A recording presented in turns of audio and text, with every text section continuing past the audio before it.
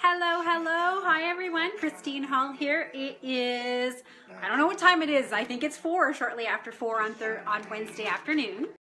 And I wanted to jump online today and share some really great tips that I recently learned. 10 top tips that I recently learned on how to stop procrastinating. Actually, let me turn this radio down. This is my companion in my office, my radio. So when you jump online, when you join me, it would be so great if you could say hello, let me know where you're joining in from. Right now, I can't see any comments in my comment section, but like I said, let me know where you're joining from. I know that a few people said they were going to be joining, Bev and hopefully Danielle, since Danielle was the one who encouraged me to get back on the video camera here and go live. So yeah, it's been a while since I've done a live. I have been procrastinating. Why? I'm not sure. Oftentimes I think it's because I am waiting for the perfect moment. I'm waiting for the perfect opportunity. I have 3 small kids. Well, they're not small anymore, but I have 3 children. And the house is busy. We have activities, there's things coming and going, or people coming and going, play dates. So I think a lot of it is a procrastination. But I do plan to resolve that in the next coming weeks by some of the tips that I'm going to share with you right now, by sharing some of those tips. So number 1 tip with regard to how you can stop procrastinating on a task or a job or a project that you have on your plate is sometimes we feel overwhelmed and we don't know where to begin. We don't know how to get started with that particular project or task. And what I'm going to suggest is that if you sit down, pen and paper, and write out a detailed description and a detailed written list of action items that you need to take, you will see that job or that task is much easier to accomplish, and you might actually be able to get things done moving forward. So if it's a really big task, break it down into smaller chunks. Break it down into 15-minute tasks, 30 minutes maximum. And after that time frame, the 15 or the 30 minutes, take a break, reward yourself. Take a quick walk, go get a coffee, have a drink. But make sure that you give yourself a bit of time in between. Chunk it down. As you begin to accomplish these smaller tasks and milestones, your brain will start to enjoy the success that it's seeing. It will start to enjoy and be motivated to do more. So number 1, to stop procrastinating, write your detailed list. Number 2, and this is what I'm guilty of, stop overthinking it. Stop being a perfectionist and just do it. There's never going to be a right time. There's never going to be the right product. There's never going to be the right tool. You just kind of have to take what you have, the time you have, and do what you can get done, knowing that later on you can come back and improve upon that work that you did. So no more procrastination due to perfectionism. Number 3, use a calendar. I'm a calendar girl. I need to be organized. If you're like me and you have lots of activities, I've got volunteer work with kids hockey. I've got volunteer work at the children's school. Each of my kids has 4 or 5 activities per week, not to mention the homework and the doctors, so on and so forth. So make sure to use a calendar. Now, whether you're using your phone or a planner, write it down. Make sure that not only are you writing in the task that needs to be completed, write a start time and an end time. And I would even recommend writing how much time. So I'm going to give myself an hour to do this task, and it's going to take me 45 minutes. That way I'm giving myself a little bit of time there, an extra 15 minutes, a little buffer. You know, Murphy's Law says that if I give myself an hour, I'll get a phone call or the doorbell will ring.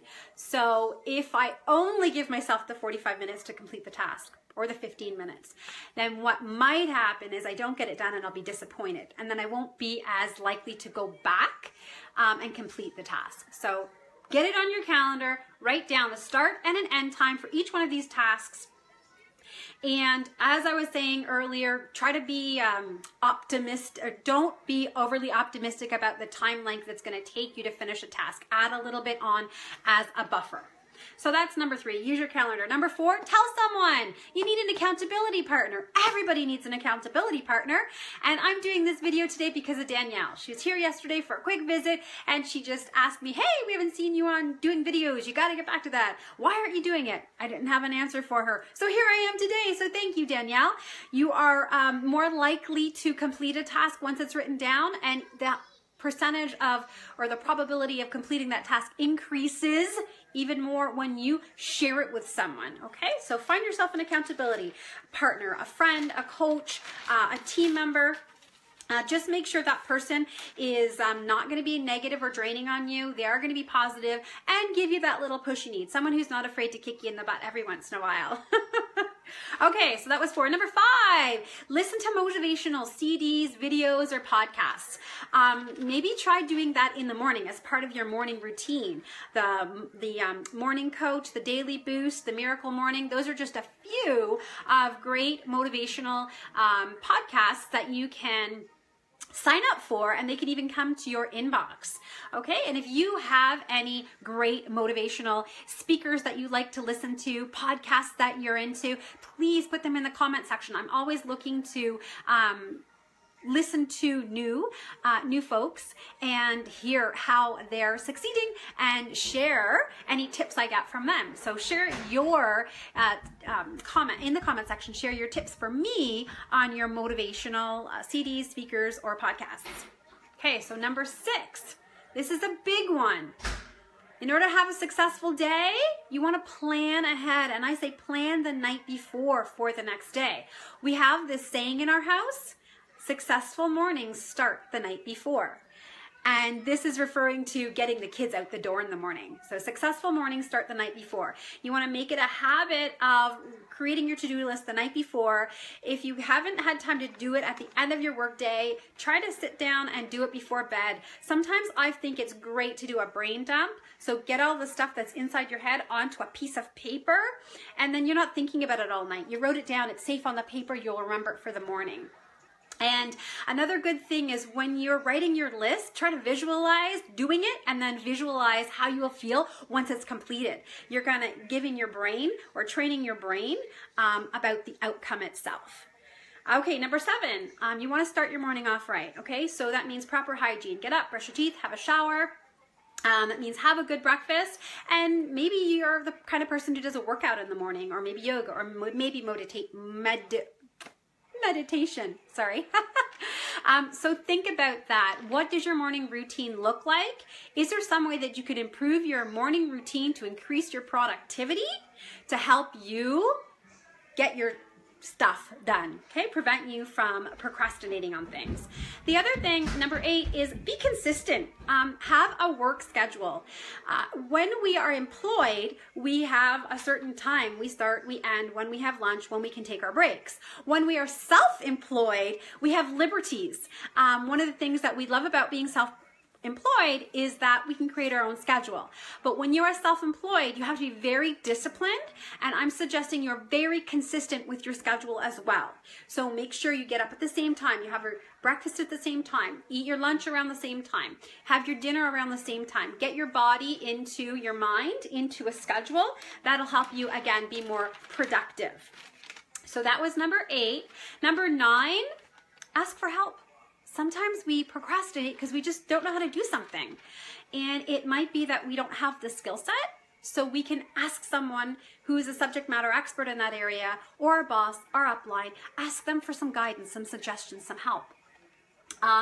Or maybe it's you don't really want to do it at all, and it is a task put on your plate that it doesn't interest you and it doesn't motivate you, and you don't really need to do it for yourself. So sometimes it's just, we got to say no. Okay, so remove those things. The other thing I would say, about asking for help is delegating it to an employee if you can, but keeping in touch with them so you know that task is being completed. Share some of that responsibility with a team member if you can, or outsource it. If it's something that you just can't do, asking for help or outsourcing it is a great example of how to stop procrastinating, be productive, and get it off your list. Number 10, the most important tip. Just do it. Stop procrastinating and start. Pick the smallest of tasks that are on your list and complete those. And your brain will get trained to just starting, just doing, just go ahead. Remember to not be a perfectionist and, I don't know, just go for it. So I am going to give you a little takeaway from this, or a little, not takeaway, but a little challenge. If you have something, look around the room or think of something that you were, been meaning to do. If you have something that needs to get done and you've just been putting it off, if it is, or it can be accomplished in less than 15 minutes, I want you to get off this live video after you say goodbye. I want you to get off this live video and I want you to do it. That is your challenge, is to think of something that needs to get done. It's 15 minutes duration and you can do it right now once you get off this live. And once you've done it, come on back here and share with us. And we can help motivate each other to stop procrastinating and start doing and getting stuff done. So that's it, guys. I hope you enjoyed those 10 tips. I'll just review them real quick. Write out your daily list. Stop overthinking it. Use a calendar, start and end times. Talk to a friend, and get yourself an accountability buddy. Number 5, listen to motivational CDs. Number 6, plan the night before. Number 7, start your morning off right. Maybe that means a brand new routine. Number 8, be consistent. Create a work schedule and stick to it. Number 9, ask for help or delegate. And number 10, I'm going to give you the Nike, not the Nike logo, the swoosh, but their tagline, just do it. So guys, I hope you enjoyed those tips. Please drop me a comment in the comment section. Unfortunately, I haven't been able to see anything there, and I would be happy to chat with you if you have any things on your to-do list that you can't take care of and you need some help with. Maybe I can assist. Take care. Have a great day.